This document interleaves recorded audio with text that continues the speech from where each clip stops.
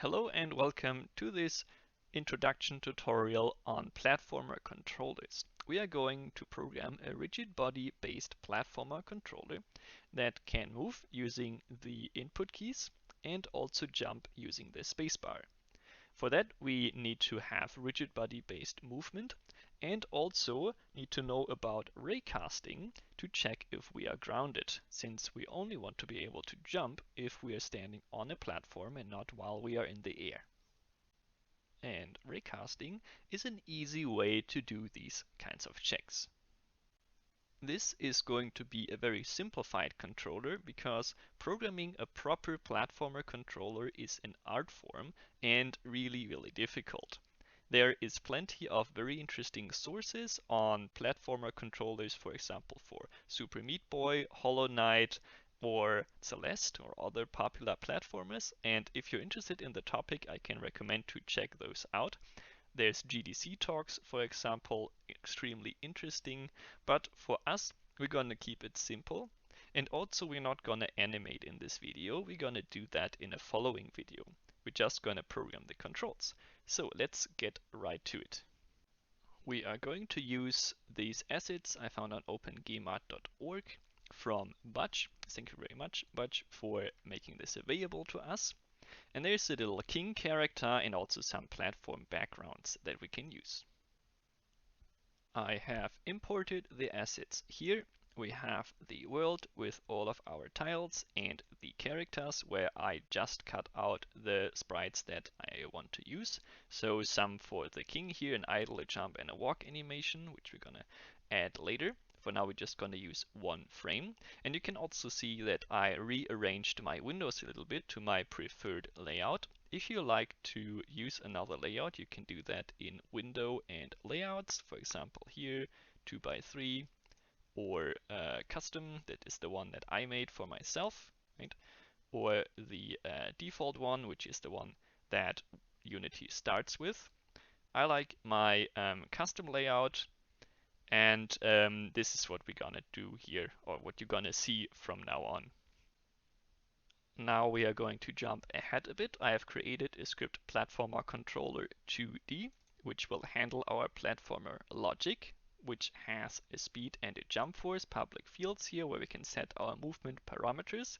And then we do what we already know, grab the rigid body component and manipulate its velocity to make the movement happen. So we grab the velocity, set the horizontal velocity, x-axis, to our horizontal input multiplied by speed. So we can use the arrow keys left and right, or A and D, to move left and right. And the space key is gonna tied to the jumping. So if we have the keys, the space bar pressed, we set our vertical velocity to the jump force, and then apply that velocity, of course, back to our rigid body. Let's have a look at how this works now. On the player, I will simply drag on my script, and I like to drag the scripts above all of the other components, or at least somewhere where it's visible in the inspector, so you don't always have to scroll down to set your parameters. And let's give it a speed of 8, maybe a jump force, or speed of 5 and a jump force of 8. And well, I can move, which is great. This is the arrow keys, and then jumping also works. But I can still jump when I'm in the air, right? And I can do that indefinitely, so I could just hop around here and never touch the ground again. And that is, of course, because we don't check if we are grounded, and we are even allowed to jump. So let's have a look at how to do that. What we need is, first of all, some way to keep track if we are grounded and ask for it later. And I will make a boolean here that I will call grounded. And that should be private because it should only be used in this class. But I'm actually going to make it public, since we will need this information outside later when we do the animations. And also we can check in the inspector if grounded is true by easily just looking at the inspector, and that will allow us to debug a bit more easily. Okay, now we have the boolean, and we want to check and update now if our jump input is pressed. and if we are grounded. These two conditions have to be true in order for us to be able to jump. The grounded is a boolean that is initially set to false. We can also explicitly do that just to make sure that we know, okay, grounded is false by default. And we want to check an update if we are grounded. So let's do this in another method that I call update grounding. And this will just allow us to keep the update method a bit more clean.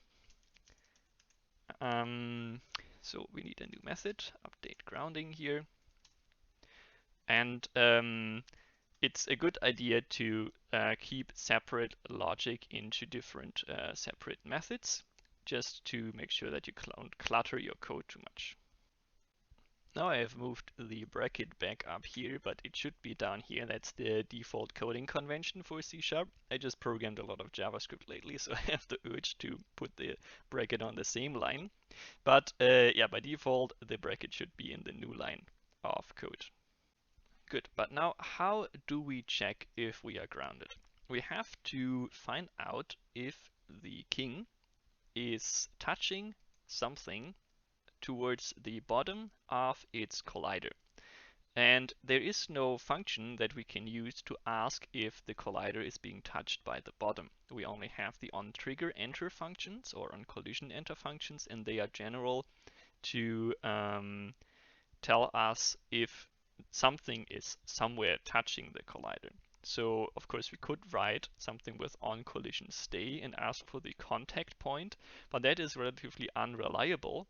And it's a bit easier also to write a simple raycast that will cast a little line downwards from the king and see if it intersects anything below in a very small margin. So when we do a raycast, it's a simple instant physics check that will draw a line from the given start point to the given endpoint or in a given direction for a certain distance, and return any objects which are intersected by that line. So all that we want to know if we draw this line from the king down is if it's intersecting the ground. In C# Unity, this is done by physics 2D and then a raycast function call. And this raycast function call, if we look at the code completion here, is possible with a lot of different overloads. So there's 8 different versions on how we can call these functions, but they're all going to return a raycast hit to the object, and they take in some form the parameters of where to start and in which direction to go. So let's simply go for transform.position here as the origin, and the direction would be vector 3.down. If you spotted it, the function wants a vector 2, but I'm going to give it a vector 3, and that works because in some instances Unity can instantaneously convert between vector 2 and vector 3. That works on assignments and on parameters, but it does not work in mathematical functions. So you can't add a vector 2 and a vector 3 together, but you can give a vector 3 in a vector 2 parameter function. So luckily we don't have to first move our data from transform position, which is the vector 3, into a vector 2 object. And we can just plug it in right like this. Okay, and this raycast function is going to return a raycast hit to D with information about the raycast. So let's make a new local variable, type raycast hit to D, just call that hit, and assign the result to that. In difference to other physics operations, like for example the movement of rigid bodies or the checking for on-collision functions, raycasts are executed instantaneously when they are called, so we immediately get the result of it. Okay, and the hit has a collider attached, and that is the object which is being hit first. If you want to test for all objects that are in the line, you have to use the raycast_all function, and there's different versions for different kinds of circumstances, but we are just interested in if we hit anything or nothing, if we are grounded or not grounded. So we want to ask if hit.collider is not equal to null. Then we are grounded. Then we hit something. And then we want to set grounded to true. Otherwise, we would set grounded to false. We should also change the raycast function call a little bit, because right now it will cast array of indefinite length. We didn't give it any length, just a start point and a direction, but we only want to test a little bit below the king. So let's give it some small number here for length, or 0.1 maybe. And now you can see I changed the overload that the method is using to accept the third parameter distance. There is also a really handy function that is called debug.drawLine that we're going to use to visualize the raycast. The thing is that we can't see the raycast. We don't have any visual feedback for what is happening. So in order to see where it starts and where it goes, it's good to draw a line in debug mode to visualize that. Debug.drawLine takes a set of arguments which is a little bit different to the raycast. We have to give a start and an end vector, and it has to be vector 3s, and also we can put in a color later in the arguments, and I want to have that red. So the start would of course be transform position. The end would be transform position, and that plus vector 3 down, so the downwards direction multiplied by 0.1f, so simply downwards at a distance of 0.1. And as a color, I'll just give color red. Alright, now here, of course, this has to be an else. We only are not grounded if we are not grounded. And now we can test this out. Let's have a look at it. You can see that if I don't have play mode enabled, the line is not drawn because it is inside a script which is executed only at runtime. So we won't see anything unless we press play. But if I do that, there you go. Here there is a very tiny red line which is drawn downwards, and this is our ground check. You can see that it starts at this little ring, which is the pivot of my sprite, which I set to the bottom of the object. So if the sprite pivot would be in the center, because we start at transform position, of course the line would also start at the center, right? So with a pivot on the bottom, our line starts here, and the raycast starts at the bottom. I just like to have the pivot at the bottom of all kinds of objects which have to be placed on top of other objects. So like the king on top of the platform, because it makes it a lot easier to place and do calculations with that position. Good.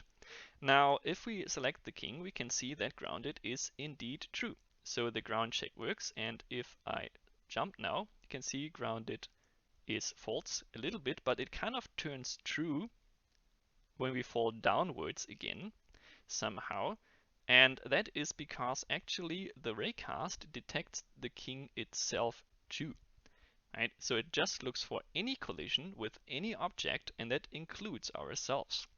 And if we move downwards, the way that the physics system moves the rigid body in that update called the raycast check makes it like that. We overlap with the raycast starting point just a little bit. So this is a bug that we have to, of course, fix. And we do that by excluding the king from the raycast list of objects that it checks for. To do selective physics checks among a lot of other functionality, Unity uses layers. And here you can see I put the king already on the player layer. If you don't have the player layer, you can add it by clicking Add Layer and define it here as a custom layer. And that means now that for all kinds of rendering and physics purposes, the king is now on the layer player. If you go to project settings and physics 2D, you can see that we have this interaction matrix here, or you can select which kind of layer interacts with which kind of other layer. For example, we can just uncheck the interaction between default and player, and then our king is going to fall through the platforms, which are still on the default layer. This is often handy if you want certain collisions and triggers only be affected by certain other objects. Then you can set this layer interaction matrix here correctly. But what we want to do is set a raycast only to affect a certain layer or not affect a certain layer. We can use this ignore raycast layer here, but because that is very general and maybe will affect other kind of interactions, we write our own layer mask. So our own selection for which kind of layers our raycast is going to affect. We do that here in the raycast function, and if I add another comma here, it will give me another overload. And what we want to do is find the overload that will allow us to add a layer mask. So this one here. And a layer mask is of type integer because it's essentially simply a bit mask, and every layer is one bit in the integer number set either to 0 or 1, and 1 means true. But there's also a layer mask type, which we're gonna use. So instead of messing around with bit shifting to get the right kind of bit set to true, we can simply define a public layer mask object, which is our ground mask. And then we can set this to the kind of layers in the Unity inspectors that we want the raycast to affect. So let's plug the ground mask in, save, and then in Unity we can, in the inspector on the platformer controller, set the ground mask to default. And now it's not going to affect the player layer, but only the default layer. Let's test this out.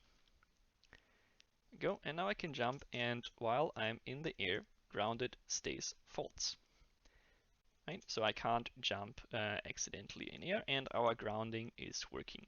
While it is working more or less, there is still a bit that we can optimize. So if I maximize the view here, and I go and stand on the edge, like so, I can't jump. Right? That is because, let's have a look at the scene view here. The raycast is not actually hitting the platform, but I should be able to jump here. So the way that we're gonna fix that is by having multiple raycasts. And we're gonna have one that is all the way to the right here, one to the left, and one that is all the way to the right, and then one in the middle. You can also have more raycasts, and you can also do a different kind of task or cast. So there isn't just rays, there's also boxes or spheres that you can cast.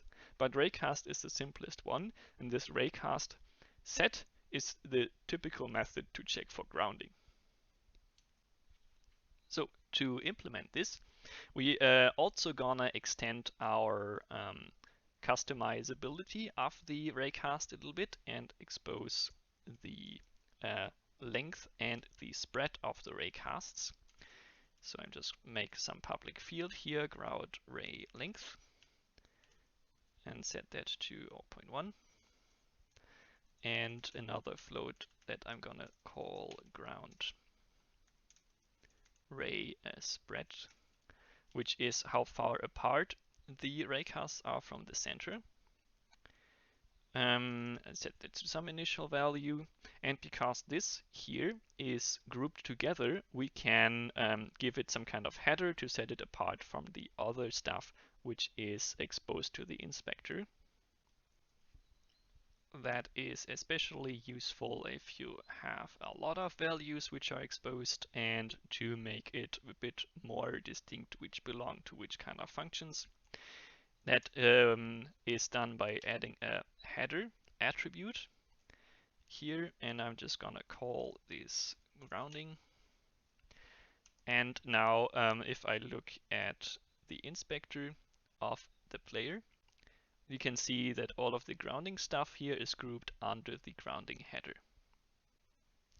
So the value here in those edgy brackets, that's called an attribute, which is applied to the following variable. And when Unity interprets this attribute that the variable has, it will put this header into the inspector. Okay, now that we have the value set, let's go and add our logic. And this you could do with, for example, a for loop to just have to write the raycast logic once and maybe have a variable number of raycasts, set the detail that you have for your grounding detection. But we're going to keep it simple here. We're just going to define a starting point that it would be the transform position plus now I'm gonna add a little upwards offset so that we don't start right at the bottom and cast downwards, but we're gonna start with a little bit of margin upwards just to give us a little bit of extra error room. And I'll define this also for the raycast, which is gonna be on the left, and the one that is gonna be on the right. So the left raycast is just offset by a bit to the left, so the left direction multiplied by our ground ray spread, and the same for the right.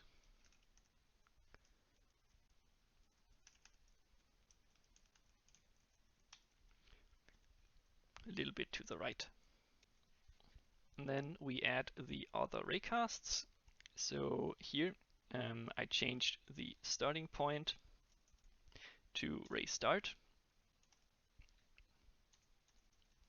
And the length should not be 0.1 anymore. This should now be the ground ray length multiplied by 2 because we shift it up by the same amount.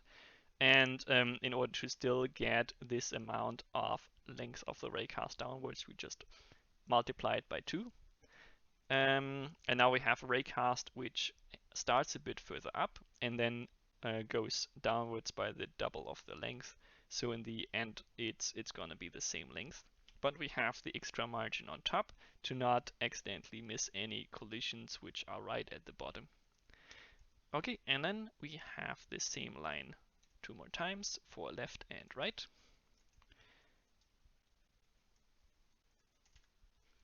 Here, just gonna plug in the values.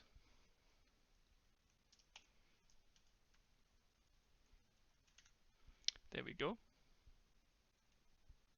And lastly, the same thing for our debug draw. But here, of course, we have to change the calculations a little bit. First, we start at ray start, and then we move from ray start downwards a bit. Right, and now this also 2 more times. Once to the left and once to the right. Okay, and lastly, the check should of course be for either the middle or the left. So if we hit something there, or the right.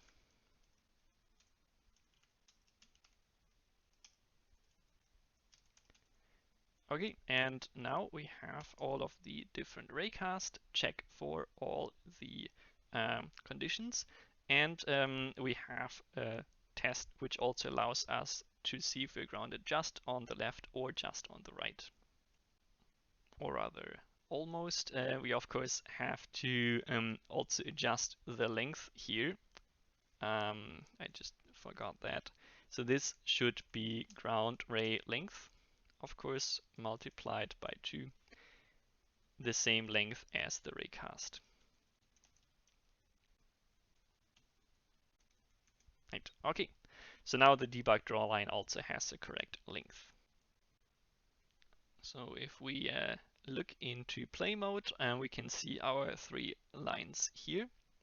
I would just increase the spread a little bit to something like so, maybe 0.4. But if I stop playing now, the line distance, the spread won't be saved because all of the things reset when you exit play mode. So I just have to enter it again.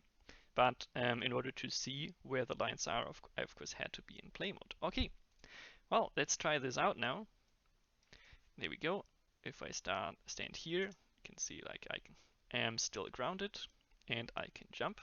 And if I really go over the edge, I will fall down.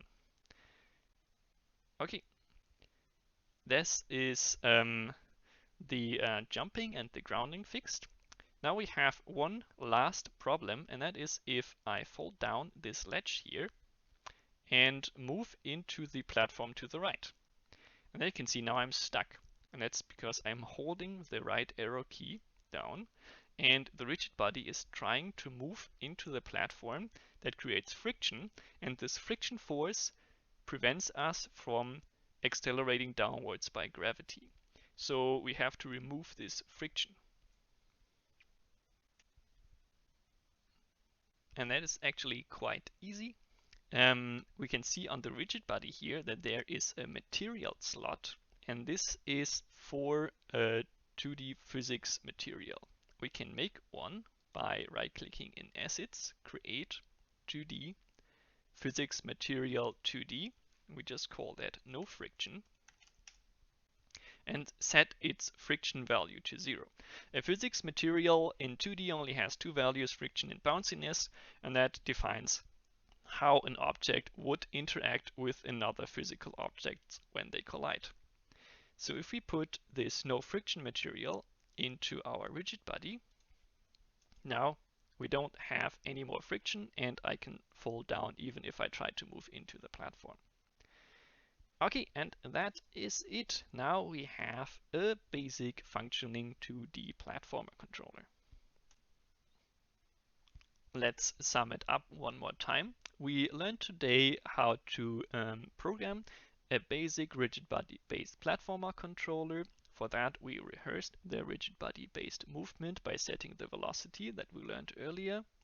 We learned how to use raycasts, and we used that to detect the grounding for the platformer controller, so we can only jump if there is a platform below us. We learned how to visualize the raycasts using the debug drawLine method. And we learned how to use layers to selectively choose which kind of layers the raycast is going to affect, and that way eliminate the error that a raycast would hit ourselves if we test for grounding.